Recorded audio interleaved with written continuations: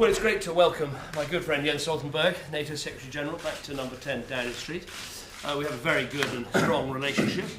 First of all, Britain sees our NATO membership as the cornerstone of our defence and security. We're very proud to be one of the few countries that meets the 2% spending target.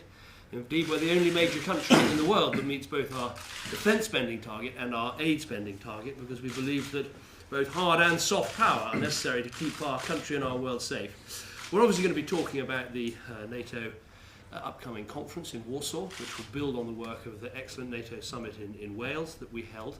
But I think there's also a number of specific issues we want to look at today.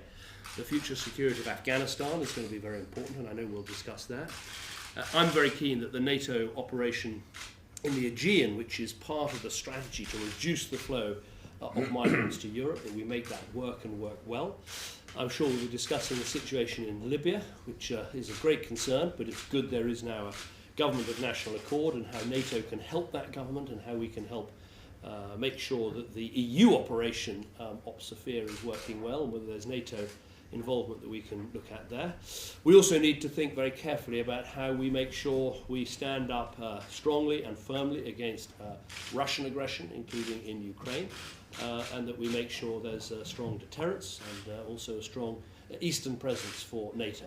So there are all those issues, plus many more, but it's very good to have you here. I'm sure we'll also be talking about the cooperation between the European Union and NATO, because these are both important for our security, for our stability, for Britain's strength and power in the world, and indeed for fighting the terrorism that we face from Daesh. And I'm sure we'll be discussing that issue, how we make sure we see the continued success in Iraq and Syria against Daesh, and all the steps that we take as NATO powers, as EU powers, to make sure we keep terrorists out of our continent and out of the UK. But Jens, welcome. Good to have you back. Thank you so much, and it's great to be back in Downing Street and to meet with Prime Minister Cameron and to meet an old friend, because we have been working together for many years, and I have seen your strong personal commitment to security, to NATO, both when we worked together when I was Prime Minister of NATO, but of course especially now when I'm the Secretary General of when I was Prime Minister of Norway, and now when I'm the Secretary General of NATO. And UK is really leading the way when it comes to security, because you are contributing so much to our collective defense in Europe. You are contributing to our operations and missions in Afghanistan, in the GNC. But also, as you mentioned, UK is really showing the way for other European NATO allies when it comes to defence spending. Upholding defence spending at 2% and more for defence, which is of great importance for the whole alliance.